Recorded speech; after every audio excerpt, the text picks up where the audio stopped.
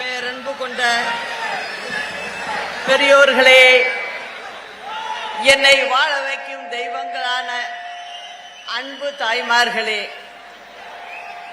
புரட்சி தலைவரின் இரத்தத்தின் இரத்தமான புரட்சி தலைவியின் வழிவந்த சிங்கங்களான என் உயிரினும் மேலான எனது அருமை உடன்பிறப்புகளே, உங்கள் அனைவருக்கும் முதலில் எனது நெஞ்சார்ந்த வணக்கத்தை தெரிவித்துக் கொள்கிறேன். புரட்சி தலைவி அம்மா அவர்களின் 78ஆம் ஆண்டு பிறந்த நாளில் உங்களை எல்லாம் சந்தித்ததில் நான் பெருமகிழ்ச்சி அடைகிறேன். இந்த நிகழ்ச்சி சிறப்புடன் அமைய ஒற்றுமொழியோடு பணியாற்றிய கழக தொண்டர்கள் அனைவருக்கும் என் இதயம் கனிந்த நல்வாழ்த்துக்களை மகிழ்ச்சியோடு தெரிவித்துக் கொள்கிறேன். இன்னைக்கு அம்மாவுடைய பிறந்த நாள், 78ஆம் ஆண்டு பிறந்த நாள். இந்த நேரத்தில் நான் நிறைய விஷயங்களை உங்களுக்கெல்லாம் சொல்லணும்னு தான் இங்க வந்திருக்கிறேன். ஏன்னா அம்மா மறைவுக்கு பிறகு நம்ம கட்சியில எவ்வளவோ பிரச்சனைகள் என்னென்னமோ நடந்துச்சு. அதே போல பாத்தீங்கன்னா புரட்சி தலைவர் அவர்களை பற்றியும் நான் சில விஷயங்களை சொல்லணும். புரட்சி தலைவர் அவர்கள் தன்னை சினிமாவில் நடித்துக் கொண்டிருக்கும் போது தன்னை திமுகவில் அண்ணாவின் மேல் கொன்ற பற்றால் தன்னை இணைத்துக் கொண்டார். அவர் அந்த திமுக வளர்ந்ததுக்கே புரட்சி தலைவர் தான் காரணங்கிறது அண்ணாவுக்கு நல்லாவே தெரியும். அதனால அண்ணா புரட்சி தலைவரை தன்னுடைய இதயக்கனி அப்படின்னு சொல்லி வச்சிருந்துச்சு, பாராட்டி சீராட்டி வச்சிருந்தார். அண்ணாவுக்கு உடல்நிலை சரியில்லாம போய் அவர் மறைந்த பிறகு திமுகல யாரு தலைமை ஏற்கிறது, யாரு முதல்வர் ஆகிறது அப்படிங்கிற ஒரு நிலை வந்தப்போ புரட்சி தலைவரும் அண்ணா இருக்கும் போதே திமுகவில் சட்டமன்றத்துக்கு நின்று எம்எல்ஏவா இருக்காரு அந்த சமயம். அதனால புரட்சி தலைவர் என்ன சொல்றாரு, கருணாநிதி இருக்கட்டும்,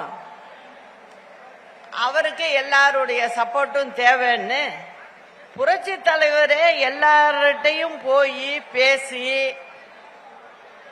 புரட்சி தலைவர் தான் கருணாநிதிய முதலமைச்சர் ஆக்குனார். ஆனா என்ன ஆச்சு, கொஞ்ச நாள் பார்த்தாரு கருணாநிதி, முதலமைச்சர் சீட்டு கிடைச்சிட்டு அதுக்கப்புறம் என்ன பண்றாரு அவரு, வழக்கம் போலதான் என்ன செய்யறாரு, புரட்சி தலைவரை எப்படியாவது இந்த கட்சை விட்டு வெளியில நவத்திடணும் அப்படின்னு முடிவு பண்ணிட்டாரு. அதனால என்ன பண்றாரு, அவரை கட்சை விட்டு நீக்கிறாரு. புரட்சி தலைவர் வெளியில எல்லார்கிட்டையும் சொல்றாரு, பா அவர் என்ன நீக்கிட்டாரு, நான் சினிமால நான் நடிச்சுக்கிட்டு இருக்கேன், நீங்கெல்லாம் ஒரு முடிவு பண்ணி நல்லபடியா செயல்படுங்கிற. புரட்சி தலைவரோட வந்தவங்க எல்லாம் என்ன சொல்றாங்க, அன்னைக்கு திமுக இருக்கிற தொண்டர்களும் யாருன்னு பாத்தீங்கன்னா புரட்சி தலைவருடைய மன்றத்து ஆட்கள் தான். அதான் திமுக. அப்ப என்ன சொல்றாரு, மத்தவங்க யாரும் கேட்கல, இல்ல நீங்க வந்தாகணும், நீங்க ஒரு கட்சி துவங்கி நீங்க நடத்தி ஆகணுங்கிறாங்க. புரட்சி தலைவர் அந்த மாதிரி ஒரு எண்ணமே அவர்கிட்ட இல்ல. அதனால என்ன ஆகுது, புரட்சி புரட்சி தலைவருக்கு கையில கச்சோ ஒன்னும் இல்லை. அப்ப என்ன சொல்றாரு, அனகாபுத்தூர் ராமலிங்கம்னு ஒருத்தர், அவர் தலைவர் மேல ரொம்ப பாசம் உள்ளவர். அவர் ஒரு கட்சியை ரிஜிஸ்டர் பண்ணி வச்சிருக்காரு. அவர் என்ன பண்றாரு, தலைவர்கிட்ட அதை கொண்டாந்து கொடுத்து நீங்க இந்த கட்சியை எடுத்து நடத்துங்கிறார். அந்த கட்சி தலைவர் ஆரம்பிச்சது இல்ல, அனகாபுத்தூர் ராமலிங்கம்ங்கிறவர் ஆரம்பிச்ச கட்சி அது. அதுக்கப்புறம் தலைவர் எடுத்து அதை நடத்துறார். முதல்ல திண்டுக்கல் தேர்தல் வருது நாடாளுமன்றத்துக்கு. அதுல மாயாதேவரை நிறுத்தி முத அப்போ ரெட்டை இலை சின்னம், சுயேட்சை சின்னம், அதை எடுத்து நின்று வெற்றி பெறாங்க. முதல் வெற்றி. அதுக்கப்புறம் தலைவர் சட்டமன்ற தேர்தல் இதெல்லாம் நின்று வெற்றி பெற்று 3 முறை தலைவர் ஆட்சி பண்றாரு. அதுல ஒரு முறை பாத்தீங்கன்னா உடம்பு சரியில்லாம அமெரிக்கால இருந்தாரு. அப்ப எல்லாம் அம்மாவை அரசியலுக்கு கொண்டு வந்துட்டாரு. அம்மா கொள்கை பரப்பு செயலாளரா இருக்காங்க. அந்த சமயத்துல பிரச்சாரம் எல்லாம் அம்மா போய் பண்றாங்க. தலைவர் உயிரோட வருவாரு, உங்களையெல்லாம் பாப்பாரு, நான் சொல்றத நம்பி ஓட்டு போடுங்கிறாங்க. ஏன் அந்த வார்த்தை சொன்னாங்கன்னா, கருணாநிதி ஒரு பக்கம் பிரச்சாரத்துல என்ன சொல்றாரு, தலைவர் இறந்து போயிட்டாரு, அவரை ஐஸ் பெட்டியில வச்சிருக்காங்க, அதனால இந்த அம்மா பொய் சொல்லுது அப்படின்னு சொல்லி அவர் ஒரு பக்கம் மக்களை திசை திருப்பினாரு. ஆனா அதெல்லாம் நடக்கல. நல்லபடியா தலைவர் வெற்றி பெற்று பதவி ஏத்துக்கிட்டார். இப்படிதான் அதிமுகவுடைய வரலாறு. அதுக்கப்புறம் என்ன ஆகுது, 87ல தலைவருக்கு உடல்நிலை சரியில்லாம போய் தலைவர் மறைகிறார். டிசம்பர் மாசம் 24ஆம் தேதி. அந்த நேரத்தில் அம்மா கொள்கை பொறுப்பு செயலாளரா தமிழ்நாடு முழுவதும் சுற்றுப்பயணம் போறாங்க. போய் நம்ம கழக தொண்டர்களோட அம்மா பயணிக்கிறாங்க. பார்ட்டி ஆபீஸ்ல உட்கார்ந்துட்டு அம்மா பேருக்கு பக்கத்துல வெறும் கோப்பாசான்னு போட்டுக்கிட்டு உட்காரல, வேலை செஞ்சாங்க. கட்சி தொண்டர்களுடைய குறைகள் எல்லாம் கேட்டு தலைவர் இருக்கும் போது அவருக்கு இன்னென்ன பிரச்சனை இந்த குடும்பத்துல, இவங்க வீட்டுக்கு வேலை வாய்ப்பு கேட்கிறாங்க அப்படிங்கறதெல்லாம் சொல்லி அவங்களுக்கு நல்ல விஷயங்களை எல்லாம் செஞ்சு கொடுத்தாங்க. அதனால அந்த தொண்டர்களுக்கு அம்மா மேல ஒரு தனி பிரியம். இது மந்திரியாருங்களுக்கு தெரியல. ஏன்னா அவங்க நம்ம கட்சி ஆபீஸ் பக்கமே வரமாட்டாங்க யாரும். ஏன்னா அம்மாவை அப்பப்ப போய் பாக்குறப்ப நான் போய் அம்மாவை அழைக்கலாம் போயிருக்கேன். அதனால எனக்கு நல்லாவே தெரியும். அதுக்கப்புறம் தலைவர் மறைஞ்சோன்னு என்ன ஆகுது, நம்ம மந்திரிங்க எஸ்.சி. சோமசுந்தரம், இன்னொரு மந்திரி ஆர்.எம். வீரப்பன், அவங்க தான் சீனியர். 2 பேருக்கு என்ன ஆசை, யாராவது ஒருத்தங்க அவங்கவுங்க தனியா நினைக்கிறாங்க நம்ம முதலமைச்சர் ஆயிடணும் அப்படின்னு சொல்லி அம்மாவை தவிர்க்கிறாங்க. தலைவர் மறைஞ்சி அங்க வீட்டு காரியம்லாம் செய்யறாங்க ராஜாஜி ஹால்ல. ஆனா அம்மாவுக்கு இட அனுமதி இல்லை. அங்க நாங்க தான் கூட நிக்கிறோம். ராணுவ வண்டியில கொண்டு போய் வச்சதும் ராணுவத்தோட கண்ட்ரோல்ல வந்துரும், அப்ப நீங்க வண்டியில மலர் வளையம் வையுங்கன்னு சொல்றாங்க. அதே மாதிரி தான் நாங்க அதுக்கப்புறம் தான் போய் தலைவருக்கு அம்மா வைக்கிறாங்க. அப்ப ஆர்.எம். வீரமன் மந்திரியா இருந்தவருக்கு துணையா இருக்கிற 2-3 கட்சி ஆட்கள் போய் அம்மாவை இழுத்து தள்ளி விடுறாங்க. கீழே உட்காந்து நான் தான் பிடிக்கிறேன் அம்மாவை, இதெல்லாம் நடந்துச்சு. அதனால அதுக்கு பிறகு என்ன ஆகுது, அந்த அவங்க எல்லாரும் மத்தியிலேயே அம்மாவை பிடிச்சி தள்ளி விட்டதோ, நான் மனசுக்குள்ளே சின்ன பொண்ணு ஒரு சபதம் எடுக்கிறேன், நீங்க இப்படியெல்லாம் பண்ணிட்டீங்க அம்மாவை, இதே அம்மாவை இந்த அதிமுக முதலமைச்சர் ஆக்கி காட்டுவேன், நீங்க எல்லாம் வரிசையா வந்து வீட்டுல நிப்பீங்க, அந்த கால வெகு தூரத்துல இல்ல அப்படிங்கறத மனசுக்குள்ள நினைச்சேன். அப்ப நினைச்சிட்டு போலீஸ் கமிஷனர் வந்து சொல்றாரு, இதுக்கு மேல இங்க அம்மாவை நிக்க வச்சுக்கிட்டு இருக்காதீங்க, அம்மா உயிருக்கு ஆபத்து, அம்மாவை உடனே வீட்டுக்கு அழைச்சிட்டு போங்கன்றாரு. நாங்கெல்லாம் என் குடும்பத்தை சேர்ந்தவங்க கூட இருந்தாங்க, கட்சி தொண்டர்கள்லாம் இருந்தாங்க, அவங்களெல்லாம் கிட்டையே அனுமதிக்கல, அவங்க எல்லாம் வெகு தூரத்துல நிக்கிறாங்க.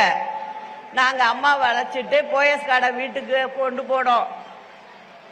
அதுக்கப்புறம் அம்மா சொன்னாங்க, இது வேண்டாம், இந்த அரசியல் எனக்கு வேண்டாம், இவங்கெல்லாம் வந்து என்ன கேவலப்படுத்துறாங்க, நான் தலைவர் வந்து உடல்நிலை சரியில்லை, நீ கூட வந்து உதவியாருன்னு சொன்னாரு, அதுக்காக தான் நான் வந்து இருந்தேன், அதனால இது வேணான்ட்டாங்க.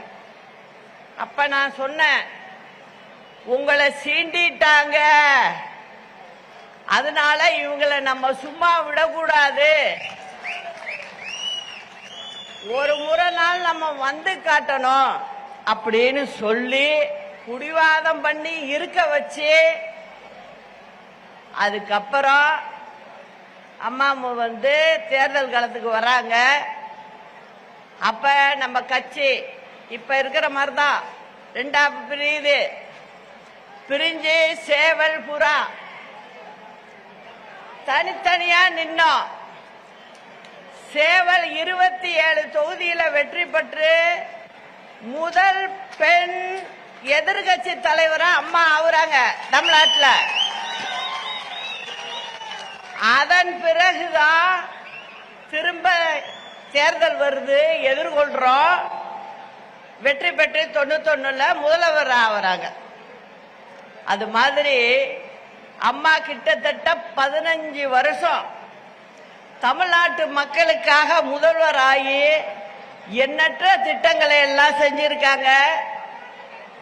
அதுல கூட இருந்து எல்லா நல்லது கட்டையும் பார்த்தாலும் நான், அதனால இப்ப நான் என்ன சொல்ல வர்றேன் அப்படின்னா, அதே போல ஒரு நிகழ்வு தான் இப்ப நடந்துகிட்டு இருக்கு கட்சியில. அப்போ அம்மாவுக்கு உடம்பு சரியில்லாம போகுது. 2016 தேர்தல் முடிஞ்சு 72 நாள் ஆஸ்பத்திரியில் இருக்கோம். நான் வீட்டுக்கெல்லாம் அழைச்சிட்டு வர்றதுக்கு நல்ல நாள் பார்த்து வச்சிருக்கோம். திடீர்னு யாருமே எதிர்பார்க்காத ஹார்ட் அட்டாக் மாதிரி வந்துருச்சு. அதுலதான் அம்மாவுக்கு இப்படி ஆனது. ஆனா வெளியில என்னென்ன கதை கட்டி விட்டாங்க நம்ம எதிரியெல்லாம், இந்த அம்மா தான் கொண்டுட்டு அப்படின்னாங்க. இதெல்லாம் வந்து யாராவது நம்புவாங்களா? நீ வந்து அரசியலுக்காக நீங்க செஞ்சீங்கன்னா அது எப்படி உண்மையாகும்? அது எல்லாத்தையும் நம்ம பார்த்தோம். திரும்ப என்ன ஆகுது, அம்மா மறைஞ்சதும் அன்னைக்கு ராத்திரி நம்ம மந்திரிகள்லாம் வராங்க. வந்து என்ன சொல்றாங்க, சின்னம்மா நீங்க முதல்வர் ஆகிங்க. அப்படிதான் எல்லாரும் வந்து சொன்னது, எல்லா எம்எல்ஏக்களும் வந்து சொன்னது. இது எல்லாமே அந்த தனியார் ஆஸ்பத்திரியில நடக்குது. நான் என்ன தெரியுமா சொல்றேன், நான் வந்து ஒரு அரசியல்வாதிகிட்ட பழகின மாதிரி நான் பழகவே இல்லை. என்னோட சொந்த உடன் பிறந்த அக்காவா நினைச்சிட்டேன். அதனால நான் என்ன சொல்றேன், அக்கா இறந்து இப்படி இருக்கு. இப்ப போய் நான் போய் முதலமைச்சரா நான் பதவி வைக்க முடியாது. அவங்களுக்கு செய்ய வேண்டிய காரியத்தை அவங்க முறைப்படி நான் வீட்டுல செய்ய வேண்டியது இருக்கு. அதனால வேணாம். முன்ன இருந்த மாதிரியே பன்னீர்செல்வம் இருக்கட்டும், மற்ற அமைச்சர்கள்லாம் அப்படியே இருக்கட்டும். இடையில செங்கோட்டையனை எடுத்திருந்தாங்க, அதனால அதை மட்டும் சொன்னேன். செங்கோட்டையனை நம்ம சேர்த்துக்கணும் அப்படி எல்லாம் சொல்லிட்டு இருந்தேன். இப்ப இருக்கிறவங்க முதல்ல பதவி ஏத்துருங்கன்னு சொல்லி நைட்டே போய் ராத்திரியே போய் பதவி ஏற்கிறாங்க. இதான் நடந்துச்சு. ஒரு வாரம் 10 நாள் ஆச்சு. பன்னீர்செல்வத்து மேல ஒன்னும் குறை இல்லை. அவரு ஒழுங்காதான் அவரு போயிட்டு இருந்தாரு. ஆனா சுத்தி இப்ப இருக்கிற கும்பல் இருக்குல்ல, அங்க அதெல்லாம் என்ன பண்ணுது? என்கிட்ட ஒரு வாரம் கூட ஆகல. என்ன சொல்றாங்க, போயஸ் கடை வீட்டுக்கு அம்மா அவர் போக்கு சரியில்லை. என்னையா போக்கு சரியில்லை? அவரு நல்லா தானேயா பண்ணிட்டு இருக்காரு அப்படின்னு நான் சொல்றேன். இல்லம்மா சரியில்லைம்மா, நீங்க இப்ப கட்சிக்கு பொதுச் செயலாளர் ஆகணும், நீங்களே முதலமைச்சர் ஆகணும் அப்படிங்கிற மாதிரி ஒரு கோரிக்கையை கொண்டாந்து காலையில 6 மணிக்கு வருவாங்க. திருப்பி பாத்தீங்கன்னா மத்தியானம் 3 மணிக்கு வருவாங்க. திருப்பி சாயந்தரம் வருவாங்க. இதை நான் வெளியில சொல்லல. இப்போ எனக்கு நீங்க இருந்தாதான் சரியா வரும். அத்தனை பேரும் சேர்ந்துக்கிட்டு நீங்க இருந்தாதான் சரியா வரும், நீங்க இருந்தா சரியா வரும், இவர் இருந்தா சரியா வராது அப்படிங்கிறாங்க. பொதுச் செயலாளர் நீங்க ஆகணும். இல்லப்பா, நீங்க உங்களுக்குள்ளே ஒருத்தங்க இருங்க, நல்லபடியா நடத்துங்க. அப்படித்தான் நான் ஆரம்பத்திலேயே சொன்னேன். எனக்கு அம்மா இறந்த துக்கம் என்னால மறக்க முடியல. நீங்க நடத்துங்கப்பா அப்படின்னு சொல்றேன். இல்லம்மா நீங்க வந்தாகணுங்கிறாங்க. சரின்னு சொல்லி அதுக்கப்புறம்தான் அவங்களே என்னை தொந்தரவு பண்ணி பொதுக்குழுவை கூட்டி அங்க என்ன பொதுச் செயலாளரா நியமனம் பண்ணி வீட்டில் கொண்டாந்து கொடுத்து என்ன ஆபீஸுக்கு அழைச்சிட்டு போறாங்க. இதுதான் நடந்துச்சு. அதுக்கப்புறம் நான் என்ன பண்ணேன், நாங்கெல்லாம் வேலை செய்யற ஆளு, அதனால என்ன பண்ணேன், பேச்சாளர்கள் எல்லாம் மாவட்ட வாரியா வர சொல்லி எல்லாரையும் பாக்குறேன். நான் 2-3 நாள்லயே எல்லாரையும் பார்த்து பேசிக்கிட்டு இருக்கிறேன். மாவட்ட அமைப்புகளை கூப்பிட்டு காலையில ஒரு மாவட்டம், மத்தியானம் ஒரு மாவட்டம்னு பார்க்க ஆரம்பிச்சிட்டேன். இது மாதிரி நடந்துகிட்டு இருக்கு. திருப்பி அதே குறை அவர் மேல. அவரையும் கூப்பிட்டேன் ஒரு நாள், பன்னீர்செல்வத்தையும் வர சொல்லி, அமைச்சர்களா இருக்கிறவங்க அத்தனை பேரையும் வர சொல்லி போயஸ் கார்டை வீட்டுக்கு எல்லாரையும் ஒன்னா உட்கார வச்சு என்ன பன்னீர்செல்வம் செய்யறாரு சொல்லுங்க, நேரா சொல்லுங்க, நான் கேட்கணும் அப்படிங்கிற. இல்ல நாங்க இதோ போய் கேட்டோம், ஏதோ ஒரு போலீஸ் அதிகாரிய மாத்தணும்னு ஒரு மந்திரி சொல்லி இருந்திருக்காரு. அவர் நல்ல அதிகாரி இல்ல, அம்மா இருக்கும் போதே ஒதுக்கி வச்ச மனுஷன். நான் டக்குன்னு சொன்னேன், அம்மாவே சரியில்லைன்னு சொல்லி ஒதுக்கி வச்சவரை எப்படி போட முடியும்? அதுல ஒண்ணு தவறு இல்ல பன்னீர்செல்வம் சொன்னதில்ல அப்படின்னு நான் அந்த மந்திரிக்கே எடுத்து சொல்றேன். இதெல்லாம் போய் ஒரு குறையா சொல்லலாமா அப்படின்னு சொல்றேன். அம்மாட்ட ஒரு பழக்கம், போலீஸ் டிபார்ட்மெண்ட்ல கட்சிக்காரவங்க தலையீடு இருக்கக்கூடாது, அப்படிதான் நடத்தினாங்க. அதனாலதான் திருட்டு இல்ல, பிரச்சனைகள் இல்லாம இருந்தது. மந்திரிகளுக்கு அது வேலை இல்ல. போலீஸ் ஸ்டேஷன்ல யார போட்டா உங்களுக்கு என்னம்பாங்க அம்மா, நானே என் காதால கேட்டிருக்கேன். அதனால நல்ல அதிகாரிகளை தான் போடணும்ன்றுவாங்க. அம்மா இல்ல என்னன்னா அவங்க சீட்டை கொடுத்து போடுன்னு இருக்காங்க. அவரு என்ன சொல்லியிருக்காரு, இல்ல அது அம்மா சொன்னது, அது அப்படியே தான் போகணும்னு இருக்காரு. அவர் மேல அதுல தப்பு இல்லை. நானா இருந்தாலும் அதை தான் செய்வேன். இப்படி ஆச்சு. அவர் ரொம்ப நெருக்கடி கொடுக்க ஆரம்பிச்சிட்டாங்க அவருக்கு. அவராலையும் வெளில சொல்ல முடியல.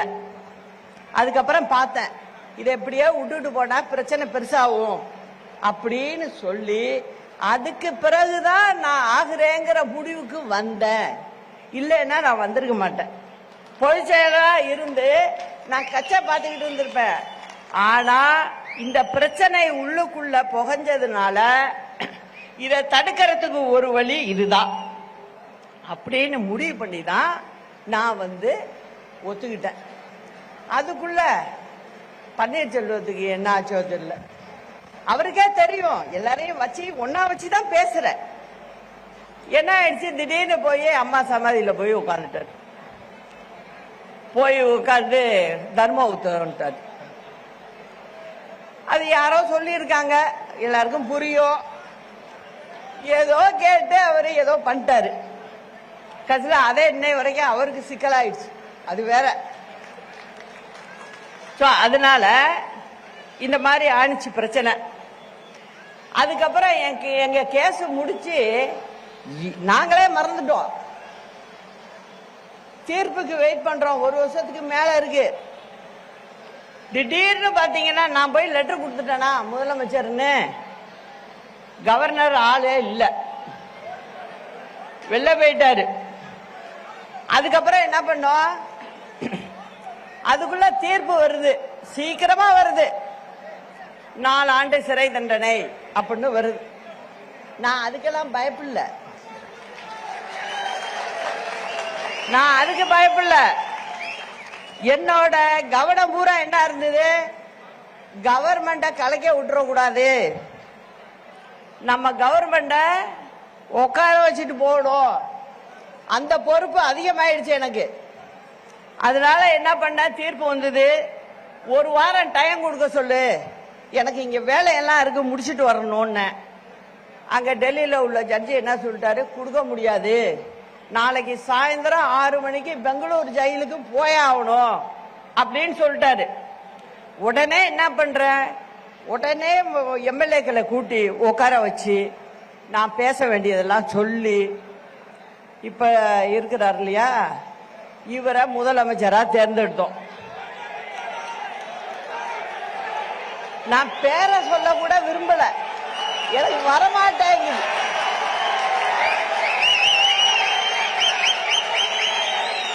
நல்லவங்க தான் சொல்லுவேன். நல்லவங்க ஒரு சாதாரண ஆளா இருந்தா கூட சொல்லுவேன். இது சொல்ற அளவுக்கு இல்ல. அதனால நான் வாயினால சொல்லல, உங்களுக்கே புரியும் யாருன்னு. சரி, இவரை முதலமைச்சராக்குவோம் சொல்லிட்டு அந்த தீர்ப்பு காதல கேட்டு 5 நிமிஷத்துக்குள்ள நான் இந்த வேலையை பண்ணேன். அவர் உடனே என்ன சொல்றாரு, அம்மா கவர்னர்கிட்ட லெட்டர் கொடுக்கறப்ப நீங்களே எல்லார்ட்டையும் கையெழுத்து வாங்கி நீங்களே இருந்து கொடுங்கம்மா அப்படிங்கிறாரு. அதனால உட்காந்து அம்மா போட்டோ வச்சு சத்தியம் பண்ண சொல்லி எல்லார்கிட்டையும் கடிதத்தை வாங்கி அதுக்கப்புறம் கொடுத்து நான் கையெழுத்து போட்டு கவர்னருக்கு அனுப்பிச்சு விட்டு மறுநாள் காலைல 11 மணிக்கு பெங்களூருக்கு போனேன். இதுதான் நடந்தது. அப்படியே 2-3 மாசம் போச்சு.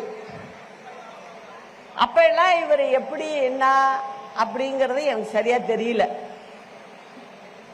அங்க போனதுக்கு அப்புறம் 4-5 மந்திரிங்க வந்தாங்க என்ன பார்க்க. ஒரு 2 மாசத்துக்குள்ள வந்தாங்க.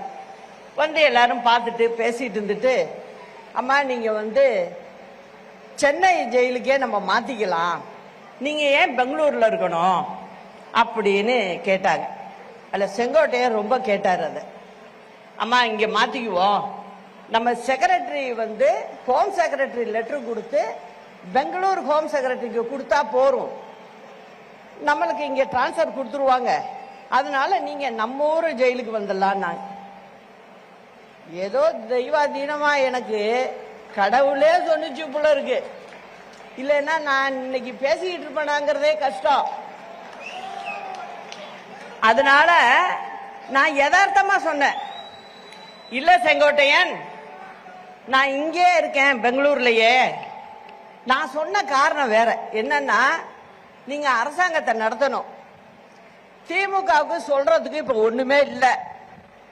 இப்ப நான் அங்க வந்தேன்னா, நீங்க ஆட்சி பண்ற இடத்துல உள்ள ஜெயில நான் இருக்கும்போது அவங்க என்ன சொல்லுவாங்க, சசிகலாவுக்கு இன்னைக்கு சாப்பாடு கேரியர்ல போடுச்சும்பா.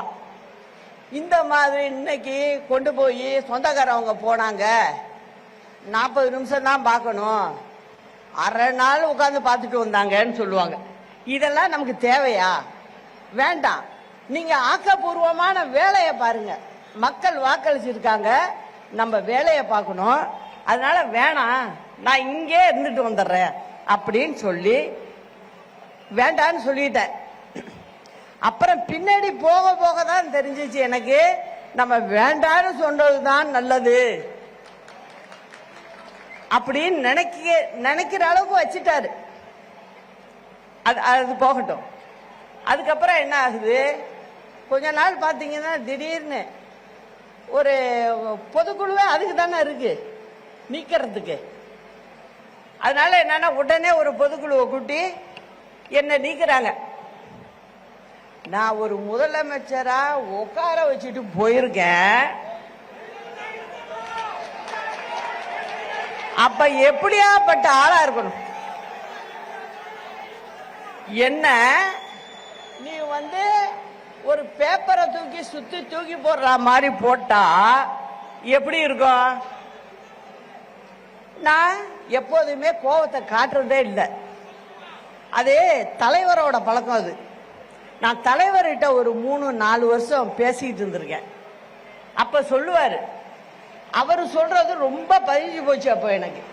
அதனால நம்ம எடுத்தோம் கவுத்தோன்னு இருக்க கூடாது, அதனால இதை விட்டு தான் பார்க்கணும் அப்படின்னு சொல்லிட்டு, சரி நம்ம பார்த்துக்குவோம் அப்படின்னு சொல்லிட்டு விட்டுட்டேன். ஆனா அதுக்கப்புறம் என்ன ஆச்சு, உள்ளர பாத்தீங்கன்னா, நான் வெளியில சொல்லலை இது வரைக்கும். என் வீட்டில் உள்ளவங்களுக்கு யாருக்கும் தெரியாது. இன்னைக்கு தான் எனக்கு நடந்தத இந்த பக்கம் உள்ள உங்கள்கிட்ட எல்லார்ட்டையும் சொல்லணும். தமிழ்நாட்டு மக்களுக்கு இது தெரியணும் அப்படிங்கிற முடிவுல தான் இன்னைக்கு தான் நான் வாயை திறந்து இதை சொல்றேன். இதுவரைக்கும் யாருக்குமே தெரியாது என்ன நடந்தது. அங்க உள்ளார பாத்தீங்கன்னா டெய்லியே எனக்கு பிரச்சனை.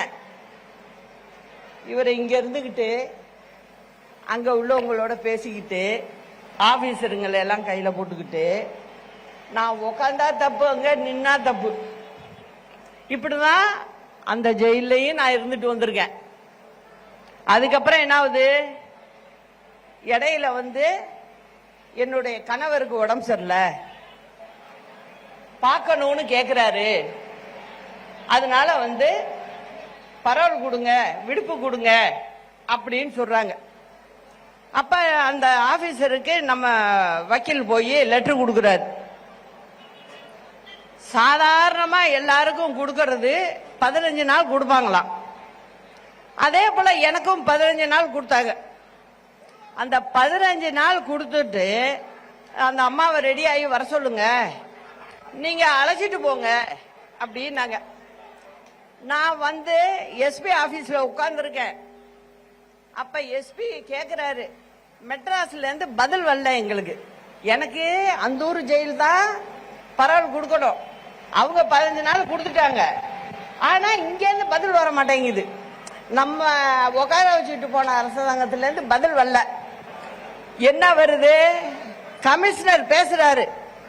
நான் நேரா உட்கார்ந்துருக்கேன், அந்த எஸ்பி ஆபீஸ்லயே உட்கார்ந்துருக்கேன். அவர் போன்ல ஸ்பீக்கர் போனை ஆன் பண்றாரு, எனக்கு காதுல உழுவணும்னு. ஏன்னா அந்த மனுஷனுக்கு தர்ம சங்கடம் ஆகுது. அவரே என்ன, நீங்களும் கேளுங்க என்ன சொல்றாங்கன்னு. அங்க கமிஷனர் மெட்ராஸ்ல இருந்து என்ன சொல்றாரு, சார் 15 நாளுக்கு எல்லாம் கொடுக்க முடியாது, நாங்க இங்க போலீஸ் இது பர்மிஷன் கொடுக்கணும், 15 நாள் கொடுக்க முடியாது, 5 நாள் தான் கொடுக்க முடியும்.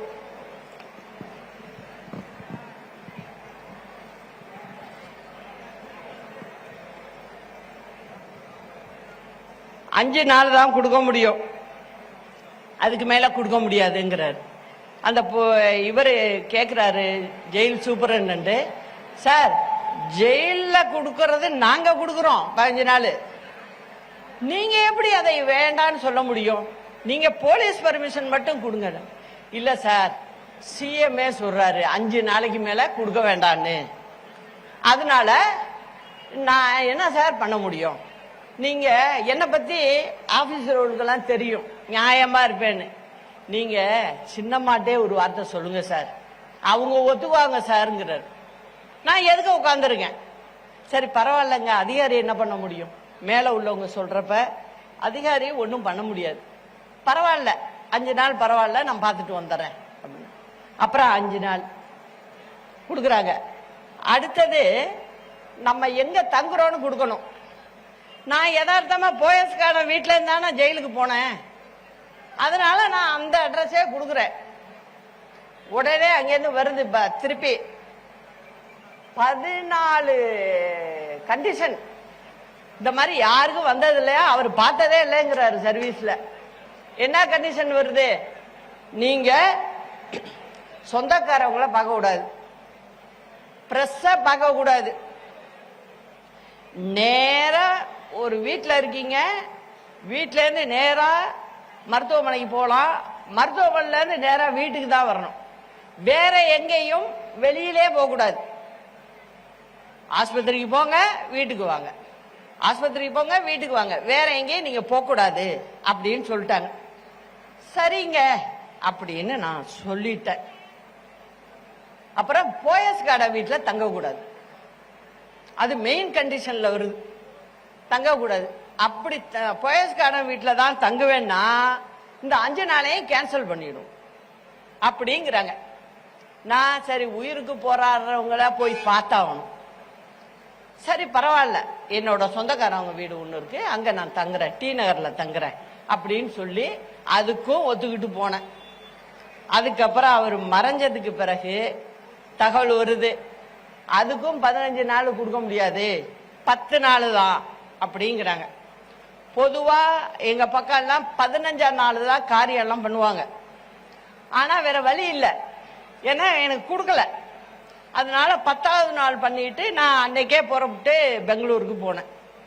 இந்த மாதிரி நிறைய விஷயங்கள்ல நீங்க பாத்தீங்கன்னா உட்கார வச்சவங்கள ஒரு பக்கம் முதுகுல ஒரு பக்கம் முன்புல எவ்வளவு ஈட்டியால குத்துவாங்களோ அந்த அளவுக்கு பண்ணிட்டாங்க. சரி இதெல்லாம் மீறி நான் திரும்ப வந்து விடுதலை ஆகி சென்னைக்கு வர்றேன். எல்லாரும் வந்து பாத்தீங்க, வர்றப்ப கட்சி கொடி கட்டக்கூடாது, இது அம்மா சமாதிக்கு போகக்கூடாது அப்படின்னு சொல்லி நான் என்ன பண்ண, நீ என்ன சொல்றது, நான் என்ன கட்சி கட்டிய கல்றது அப்படிங்கறதுல தான் நான் வேற வண்டி மாத்தி வந்தேன். என்ன அரெஸ்ட் பண்ணணும், ஓசூர் தமிழ்நாடு பார்டர் வந்ததுமே என்ன அரெஸ்ட் பண்ணணும்னு முடிவு பண்ணிட்டாங்க. அதுவும் எனக்கு செய்தி வந்துருச்சு. ஆனாலும் நான் வந்து கொடியை கழட்ட மாட்டேன், நான் வேற வண்டி மாத்தி நான் வந்துட்டேன். இது எதுக்கு சொல்றேன்னா, இந்த அளவுக்கு கட்சியில யாரும் இருக்கக்கூடாது, கட்சியில மூத்தவங்களா இருக்கக்கூடாது, எல்லாரையும் வெளில தள்ளணும். இதெல்லாம் என்ன போக்கு? இதனால என்ன ஆகுது? கட்சியே வந்து சரிஞ்சு கீழே போயிட்டு இருக்கு. அதுதான் உண்மை. இந்த உண்மைய எவ்வளவு நாளைக்கு மறைக்க முடியும்? மறைக்க முடியாது. அதனால தலைவரும் சரி அம்மாவும் சரி எப்படி இந்த கட்சியை பார்த்துக்கிட்டாங்க? தலைவர் சொல்லுவாரு கொள்கையா கட்சியாங்கிறப்ப ஒரு கட்டத்துல அண்ணா சொன்னாராம், அதை சொல்லி ஒரு கடிதமே போட்டிருக்காரு. என்ன சொல்றாரு? கொள்கை தான் முதல்ல, கட்சி 2வது தான் அப்படின்ட்டார். அதனால இவர் செய்யறது எந்த விதத்திலையும் நியாயம் கிடையாது. முதல்ல ஊர் ஜனங்க எப்படி மதிப்பாங்க? முதல்ல இவரை எப்படி மதிப்பாங்க, எப்படி நல்ல மனுஷன்னு சொல்லுவாங்க. அப்புறம் நான் யோசிக்க ஆரம்பிச்சிட்டேன், இது சரியா வராது. இவரை பொறுத்த வரைக்கும் தான் இருக்கணும், கட்சி என்ன ஆனாலும் பரவாயில்ல, கட்சி தொண்டரை பத்தி தூளின்னு நினைக்கல. கீழே கிளை கழகத்திலிருந்து ஆரம்பிச்சு மேல்மட்டம் வரைக்கும் யாரையும் இவர் திருப்திப்படுத்தல, இவர் தன் போக்கையும் மாத்திக்கல. அப்படிங்கும்போது நானும் 9 ஆண்டு காலம் 9 ஆண்டு காலம் இது எல்லாத்தையும் மனசுக்குள்ள வச்சுக்கிட்டு, இல்ல ஒரு கட்சி இது, நம்ம தனிப்பட்ட முறையில ஒருத்தங்க மேல கோபங்கிறதுனால நம்ம அப்படிலாம் நடந்துக்க கூடாது, எப்படியாவது கட்சி ஒண்ணு இணைக்கணும் அப்படிங்கிற நிலையில தான் நான் என்னோட இந்த 9 ஆண்டு காலமும் போயிருக்கு. நான் நினைச்சிருந்தா அப்பயே எதுவும் பண்ணிருக்க முடியும். நான் அந்த மாதிரி செய்யல. காரணம் என்னன்னா, தலைவரையும் அம்மாவும் நினைச்சு இது இப்படி மாதிரி செய்யக்கூடாது. சரி, 21 தேர்தல் வருது. 21 தேர்தல்ல சொல்றாரு, இப்ப உடனே எதுவும் பண்ண முடியாத நேரம், அதனால இந்த ட்ரிப் இருக்கணும்ங்க, நாங்க முதல்ல பாக்குறோம். சரி, ரைட்டு, அதுக்கும் சரி, நீங்க பாருங்க, ஜெயிங்க, நல்லதுதான் அப்படின்னு சொன்னேன். இது வரைக்கும் பாத்தீங்கன்னா 10 முறை தேர்தல்ல தோல்வியை மட்டும்தான் பார்த்திருக்கோம், வெற்றி பெறல. அதனால எதிர்கட்சிகள் எப்படி இருக்கு? மோசமா இருக்கு. ஏதாவது நல்ல ஆட்சி பண்ணுதா? பண்ணல. ஆனா தமிழ்நாட்டு மக்கள் நம்மளுக்கு கொடுக்கிற ஆதரவை என்னைக்கு அவங்க மனசுல இருந்து எடுக்கல. ஆள் சரியில்லை, அப்ப அவங்க வேற மாதிரி நினைக்கிறாங்க, இன்னும் திருந்தலையே அப்படிங்கிற நினைப்புக்கு போறாங்க. இப்ப அம்மா இருந்தாங்க, அம்மாவை எத்தனை முறை 13 கேஸ் போட்டாங்க. 13 கேஸ்ல 12 கேஸ்ல நாங்க விடுதலை ஆனோம். இந்த ஒரு கேஸ் தான் கடைசியில இருந்தது. அந்த கேஸையும் நாங்க சாதாரணமான கேஸ் தான் அது. இதுல இப்படிலாம் ஆகிறதுக்கே வாய்ப்பே இல்லை. இதுல கருணாநிதி என்ன பண்ணாரு? அப்பவே ரொம்ப சூட்சமமா பண்ணாரு. அரசாங்க பதவியில இல்லாத என்னையும் அதுல சேர்த்து, இவதான் கூட இருந்துகிட்டு எல்லாம் பண்ணிட்டு இருக்கா, அதனால இவளையும் இந்த கேஸ்ல சேர்த்துடணும்னு தான் 96ல சேர்த்தது. அதுதான் இப்படி நடந்தது. ஆனா ஒண்ணு சொல்ற, சட்டமோ அதிகாரமோ கொடுக்கிற தீர்ப்பை விட மக்கள் கொடுக்கிற தீர்ப்பு தான் மகத்தானது. அத தமிழ்நாட்டு மக்கள் அம்மாவுக்கு தொடர்ந்து கொடுத்திருக்காங்க. நீ என்னதான் நீ அம்மா மேல தண்டனைன்னு சொன்னாலும் திருப்பி வெற்றி பெற்று திருப்பி ஜெயிக்கிறாங்க அம்மா. அதனால தமிழ்நாட்டு மக்கள் மேல எனக்கு ரொம்ப நம்பிக்கை இருக்கு. அதனால அவங்க என்னைக்கும் நம்மளை விட மாட்டாங்க. அதனால நான் இப்போ இந்த மண்டையில தான் அந்த முடிவை எடுக்கணும் அப்படிங்கிறதுக்காக என் மனசுல உள்ளதெல்லாம் உங்களுக்கு சொல்லிட்டேன், எல்லாத்தையும் சொல்லிட்டேன் உங்கள்கிட்ட. இப்ப என்ன நினைக்கிறேன், இந்த சமயத்துல நான்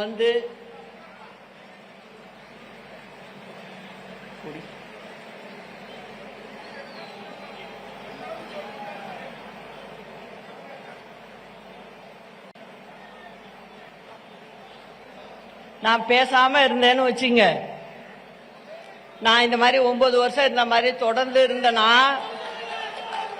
புரட்சி தலைவி அம்மாவுடைய வழிவந்த கழக தொண்டர்களுக்கும் தமிழ்நாட்டு மக்களுக்கும் நான் செய்கின்ற பெரிய துரோகம் ஆயிடும். அதனால என்னை பொறுத்த வரைக்கும் ஒரு தீர்க்கமான முடிவு எடுத்திருக்கேன். தமிழகத்திற்காக, தமிழகத்தில் உள்ள மக்களுக்காக, நம் கழக தொண்டர்களுக்காக புதிய களத்தை காணப்போகிறோம். ஒரு புதிய கட்சியை ஆரம்பிக்க போகிறோம். இது ஒரு திராவிட கட்சியாக பேரறிஞர் அண்ணா, புரட்சி தலைவர் எம்ஜிஆர், புரட்சி தலைவி அம்மா ஆகியோரின் வழியில் ஏழை எளிய சாமானிய மக்களுக்கான ஒரு கட்சியாக, எதிரிகளையும் துரோகிகளையும் வேறறுக்கின்ற ஒரு கட்சியாக இது செயல்படும். நமது கட்சியின் கொடியை இங்கே அறிமுகப்படுத்துவதில் மிகவும் மகிழ்ச்சி அடைகிறேன். இது கருப்பு, வெள்ளை, சிவப்பு வண்ணத்தில் பேரறிஞர் அண்ணா, புரட்சி தலைவர் எம்ஜிஆர், புரட்சி தலைவி அம்மா ஆகியோரின் உருவத்தை தாங்கி நிற்கின்ற ஒரு கொடியாக பட்டொளி வீசி பறக்கும். கட்சியின் பெயரை மட்டும் விரைவில் அறிவிக்கிறேன். இதில் எந்தவித மாற்று கருத்துக்கும் இடமில்லை என்பதை அனைவருக்கும் உறுதியோடு தெரிவித்துக் கொள்கிறேன். களம் காண்போம், நம் இருவரும் தலைவர்களின் பொற்கால ஆட்சியை அமைப்போம்.